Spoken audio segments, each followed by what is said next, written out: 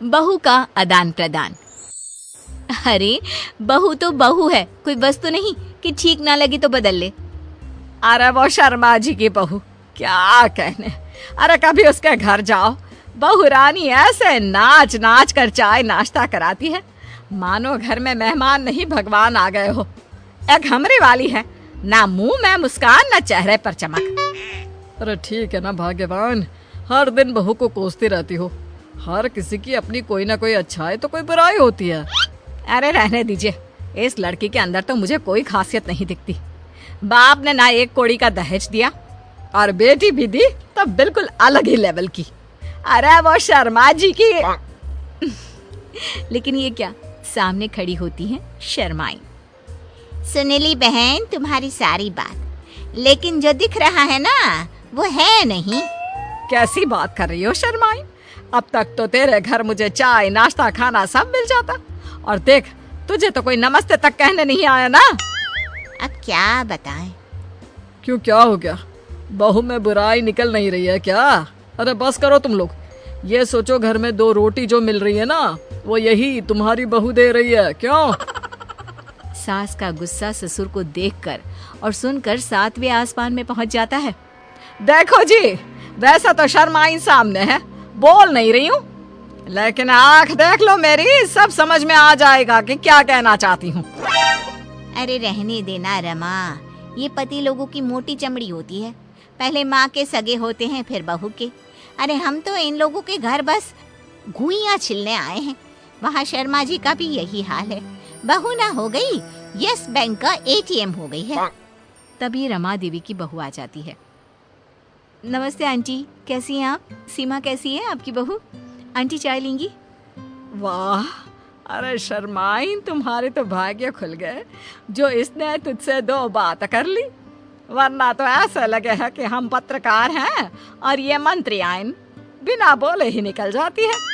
अरे ठीक है बहू, जा जाकर अदरक कूट कर चाय बना दे। हाँ, और हमें भी दे दिया 2 प्याली। बहू चली जाती है। चलो, हम लोगों का दुखड़ा तो अब जीवन भर का है। तू सुना, कैसे आना हुआ? कैसे क्या बहन, जो तेरी समस्या है वही मेरी। अरे मेरी वाली से तो परेशान हो गई हूँ। रिश्तेदारों के सामने पता नहीं क्या क्या बोलती है, क्या बताऊँ अब। खैर, रमा देवी शर्माइन की बात को बीच में ही काट देती है। कम से कम बहू बोलती चालती तो है, चिड़िया की तरह आंगन में चीह चिहाती तो है। हमारी वाली की तरह तो नहीं ना, शुतुरमुर्ग की तरह गले में मुंह डालकर बैठी रहती है। क्यों? खैर खैर खैर, कौन है जिसे जो मिलता है उससे वो खुश होता है? नहीं ना कोई। तो ये दोनों भी नहीं है, लेकिन दोनों को खुश करने का एक तरीका था, दोनों की बहू बदल दो। अरे जिसको जो पसंद, जैसी पसंद वो रखे। क्यों, क्या गलत है? तो फिर तो कैसा लगा तुम दोनों को मेरा आइडिया? वाह, ये तो बिल्कुल ठीक है। हाँ, हमें भी क्या परेशानी है, हम भी ओके हैं। लो, हो जाती है बहुओं की एक्सचेंज यानी आदान प्रदान। अब हे भगवान, ये सुबह के 5 बजे जोर जोर से म्यूजिक कौन सुन रहा है? बंद करो, मैं कहती हूँ बंद करो।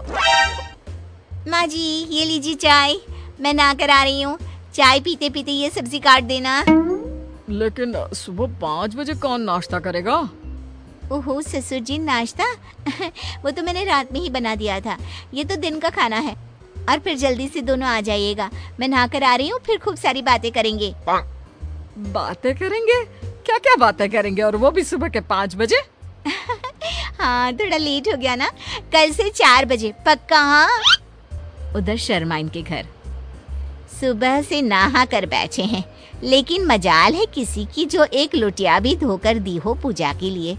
पता है पंडितों का घर है, लेकिन ना जी ना। बहू, अरे ओ बहू। बहू सोकर भी नहीं उठती है। किसी तरह शर्माइन सुबह का काम करके बैठी होती है कि सामने बहू आ जाती है। क्या है माँ जी, क्यों चिल्ला रही हो? मुझे शांति पसंद है, शांति। इतना खचर पचर की आदत नहीं है मुझे। अरे मेरी बेटी आ रही है, समझी? तो खाना बना लेना। रमा देवी की बहू खाना बनाकर कमरे में सोने चली जाती है। ननद के आने के बाद, माँ क्या बात है, घर बिल्कुल सूना लग रहा है, भाभी कहाँ है? अरे सो रही है। लेकिन भाभी तो मेरे आने से चहक चहक कर स्वागत किया करती थी ना। लेकिन तू तो अपनी माँ से कहते थे कि भाभी बहुत ज्यादा बोलती है। तू तो परेशान रहती थी ना भाभी की बोली से। हाँ पापा वो तो है, लेकिन भाभी की आवाज़ मिस भी कर रही हूँ। इतनी देर में तो भाभी न जाने कितनी बातें कर लेती।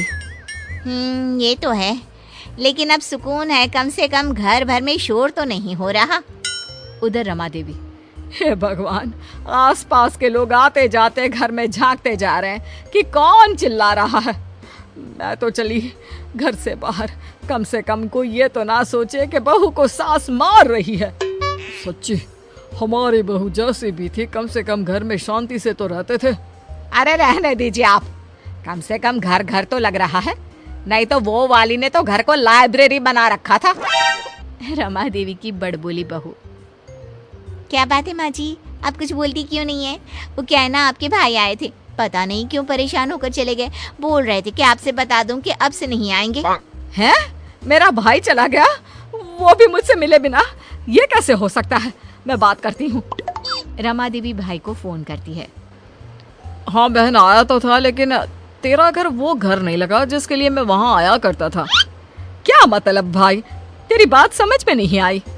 तू तो जानती है मेरी बहू सारा दिन चिक चिक करती रहती है, तो मैं तेरे घर आ जाया करता था, लेकिन मैंने देखा तेरी बहू भी चिक चिक कर रही थी। अरे वो मेरी बहू नहीं है, मैंने तो पड़ोसी की मांगी थी कुछ दिनों के लिए। तू तो जानता है ना, मेरी वाली तो बोलती ही नहीं है। वहीं दूसरी तरफ शर्माइन। हाय रे, घर नहीं कब्रिस्तान बना दिया है। ना आवाज आ रही है, ना कोई चहल पहल। जैसी थी मेरी बहू, कम से कम रौनक तो लगाए रहती थी। ना जी ना, ये वाली लड़की, इससे तो ना चलेगा घर हम लोगों का। एक काम करती हूँ, ले जाकर वापस कर देती हूँ। दूसरी तरफ रमा देवी। हाय रे, मेरा इकलौता भाई, वो नहीं आएगा जाएगा तो कैसे चलेगा? बात भी तो सही है। अरे दिन भर बक बक बक बक कौन बर्दाश्त करे? अरे बहू, ए बहू, हे भगवान, कहाँ चली गई? दूसरी तरफ शर्माइन। अरे बहू, चल चल, तुझे घर छोड़ दूं।